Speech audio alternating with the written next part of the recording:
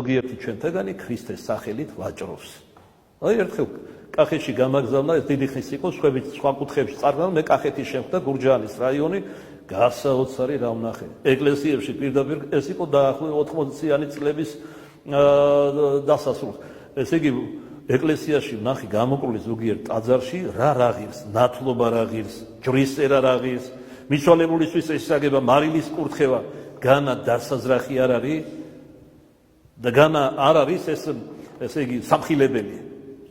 რატო გამრავლდა? როგორ შეიძლება კახელი კაცი, რომელიც საუკუნეები ებრძოდა, ესე იგი უამრავ დუშმანსა და მტერს მომხდორს, დღეს ბაპტისტი შეთვის არის ნონსენსი. როგორ შეიძლება კახელი იყოს ბაპტისტი? ომები გადახდილ, საერთოდ ჩვენი ქვეყნიდან ყველაზე მეტი ომები გადახდილია ქართლ-კახეთსა და მესხეთს. დასავლეთიც რა თქმა უნდა იბრძოდა, მაგრამ არც თუ იშვიათად უფრო ზავს დებდა ხვანდ-ქართლთან და ესე შემდეგ. აი განსაკუთრებულად თავის გულს უშვებდა ქართლ-კახეთი და დღეს არიან მწვალებლები, რასელისტები, ბაპტისტები.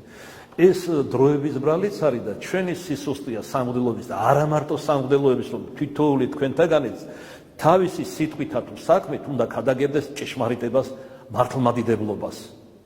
მაგრამ რატომ ჩვენ ეს არ აიღეთ სექტანტები?